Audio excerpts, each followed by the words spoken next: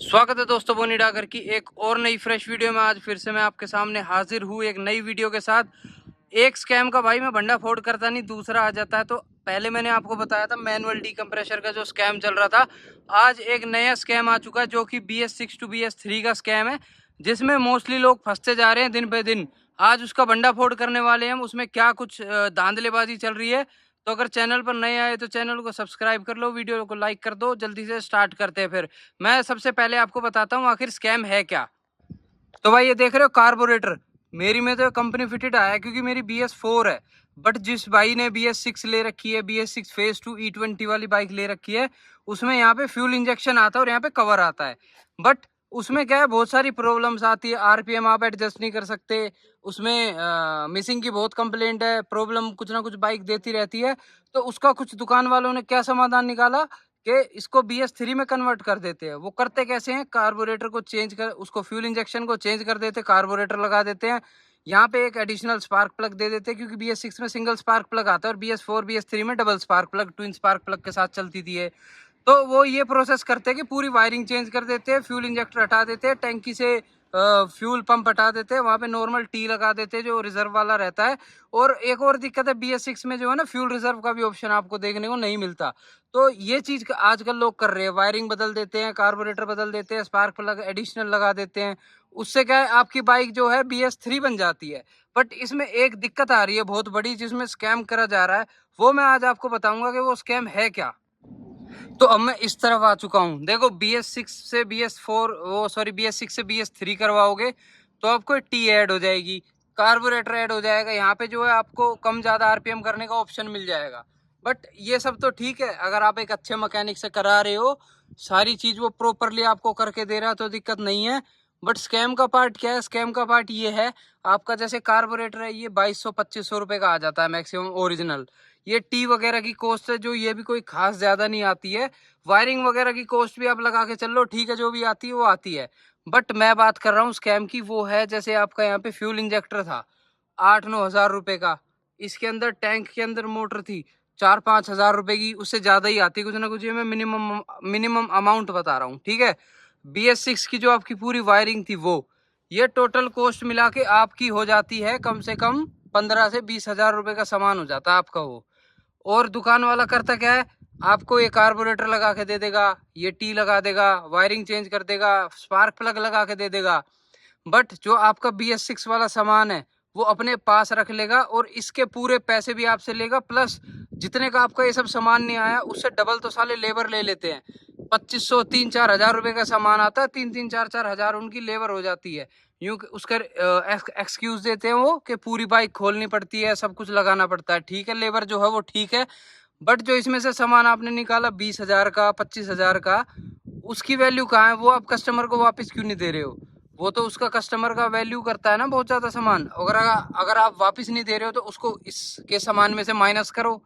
Minus नहीं कर रहे हो तो उसकी जो वैल्यू बनती है रीसेल में, वो वैल्यू तो पूरी नहीं दे रहे। जितनी रीसेल में सेकंड हैंड पार्ट्स की जो वैल्यू होती है वो तो उन्हें प्रोवाइड करो कम से कम। बट कुछ प्रोवाइड नहीं करा जा रहा है आपसे, यहाँ पे भी कमाया जा रहा है ये पार्ट्स डाल के भी। और जो आपके ओरिजिनल पार्ट्स यहाँ से निकल रहे हैं बाइक से, उन्हें वो आफ्टर मार्केट बेच देते हैं, दुकानों पे बेच देते हैं सेकंड हैंड, वहां से भी वो कमा रहे हैं। कटरा किसका? आपका कटरा। इसमें आप डबल लेबर दे रहे हो, अपना ओरिजिनल सामान उतरवा के आ जा रहे हो, बस एक BS6 से BS3 के चक्कर में। ये सब नहीं कर रहे पर बहुत सारे लोग कर रहे हैं। पंजाब साइड ये धांधली बहुत ज्यादा चल रही है, तो इस चीज से सतर्क रहने की आपको बहुत ज्यादा जरूरत है। पहले मैंने एक डीकम्प्रेसर, मैनुअल डीकम्प्रेसर वाला स्कैम था जो मैंने डाली थी वीडियो, आप सब समझ गए थे वो कौन कर रहा था। मैं कभी भी नाम लेने में विश्वास नहीं रखता क्योंकि कंट्रोवर्सी से अपने को कोई लेना देना नहीं है। बट जो एजुकेशन की बात है वो मैं आपको बता रहा हूँ कि आप अपना राइट जानो। आपका पुराना सामान उतरा तो आपका है, अपने साथ लेके आओ। अब आपका बेशक आप उसका कुछ भी करो, ठीक है, वो दुकान वाला रख लेता है, उसको रीसेल कर देता है, बाद में 15-20 हज़ार वहां से कमाता है, यहाँ से 6-7 हज़ार रुपये कमा लेता है, लॉस हुआ इसमें आपका। तो ये स्कैम भाई बहुत ज़्यादा चल रहा है, इससे ना थोड़ा बच के रहो। मार्केट में बहुत लोग आपको उल्लू बनाने के लिए बैठे। पहली बात मैं तो कहूँगा, जब तक बाइक वारंटी है में कुछ भी ऐसा BS6 से BS3 करवाने की जरूरत नहीं है। बढ़िया चलने दो जब तक आपकी बाइक प्रॉब्लम ना दे। जब प्रॉब्लम दे तो ऑप्शन एक्सप्लोर करो, वरना जब तक जो कंपनी ने दिया है वो बहुत रिसर्च और R&D करने के बाद दिया है, वो आप यूज़ करो। तो ये एक मैसेज देना चाह रहा था मैं इस वीडियो में कि इस तरह के भी स्कैम आजकल चल रहे हैं। दूसरा स्कैम जिसको मैनुअल डिकम्प्रेसर का नहीं पता वो भी मैं जल्दी से बता देता हूँ क्या था। तो दूसरा स्कैम ये था, जिसने पहले नहीं देखा उसको मैं अब बता देता हूँ। ये जो दूसरा पेंसिल वाला स्पार्क प्लग है ना, इसको हटा के मैनुअल डिकम्प्रेसर लग जाता है। यहाँ पे ना एक मैनुअल डिकम्प्रेसर की पिन होती है अंदर, उसको निकाल देते हैं ऑटो डिकम्प्रेसर की पिन को, और यहाँ पे एक मैनुअल डिकम्प्रेसर लगा देते हैं। जैसे पुरानी बुलेट में आप हैंडल से रिलीज करते थे ना प्रेशर, फिर स्टार्ट करते थे किक से, तो वो वाला जुगाड़ हो जाता है इसमें। उसका फायदा क्या होता है, उससे आप आरपीएम बहुत ज्यादा स्लो कर सकते हो। बट उसका नुकसान क्या है, देखो यहाँ पे घिसा हुआ है ना आरएच कवर, ये घिसना पड़ता है लगाने के लिए, प्रॉपर चलता भी नहीं है, आपकी बाइक की पावर खत्म हो जाती है, आवाज़ भी एकदम गंदी हो जाती है, लो आरपीएम हो जाता है, बट वो सस्टेनेबल बिल्कुल नहीं होता है, आपको लूटा जाता है, पूरी बाइक की ऐसी की तैसी कर दी जाती है। तो ये स्कैम मैंने पब्लिक की नज़र में लेके आया था अब से पहले, उस पर व्यूज़ भी बहुत अच्छे आए थे। अगर आपने नहीं देखा हो तो मैं आई बटन में इधर डाल दूंगा, कहीं पे भी आप देख लेना उसको भी जा करके। उसमें मैंने बहुत अच्छे से आपको एक्सप्लेन करा है कि आजकल ये स्कैम चल क्या रहे हैं। तो आपको बस एक मैसेज मैं यही देना चाहता हूँ कि भाई ये स्कैम स्कूम है ना, इनसे बच के रहो। आपकी जो बुलेट है ना, जो ये कंपनी ने जैसी दे दी वही बढ़िया। अगर आपको ओल्ड बुलेट चलाने का शौक है तो पुरानी बुलेट खरीदो, उसको रिस्टोर कर लो, फिर उसको चला लो। आप इसको खामखा सोच रहे हो ओल्ड बुलेट बन जाए, कोई मैनुअल टैपिट का स्कैम कर रहा है, कोई इसका मैनुअल डिकम्प्रेसर का स्कैम कर रहा है। और हाँ, एक और बता दूं, एक और स्कैम याद आ गया, अब तो लगे हाथ मेरे को। इसमें बीच में हैवी साउंड किट का भी स्कैम आ गया था। इसके अंदर एक जैसे कोयल होती है ना चार्जिंग करने वाली, वैसी 2 कोयल लगा देते हैं वो। उसके बाद इसकी जो है आरपीएम ऐसी हो जाती है एकदम, मतलब आवाज डुक डुक डुक डुक करने लग जाती है ओल्ड बुलेट की तरह। और उसके बाद इसका पिकअप पावर सब कुछ खत्म हो जाती है, और आपकी वारंटी वगैरह बाइक की सब कुछ वॉइड हो जाएगी, कुछ भी आपके पल्ले नहीं पड़ेगा एक छोटे से मॉडिफिकेशन के चक्कर में।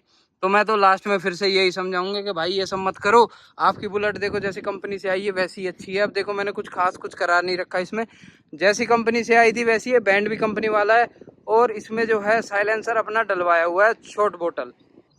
तो चलो मैं इसकी एक बार आपको आवाज़ भी टेस्ट करा देता हूँ, आवाज़ कैसी है इसकी, क्योंकि बाइक ये बिकती ही आवाज़ के लिए। मैंने कुछ नहीं करा रखा फिर भी आपकी आवाज़ ठीक ठाक है। देखो ये देखो,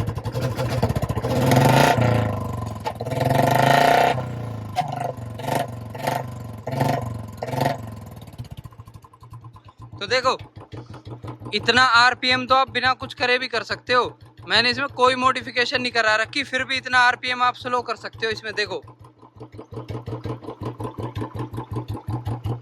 ये देखो,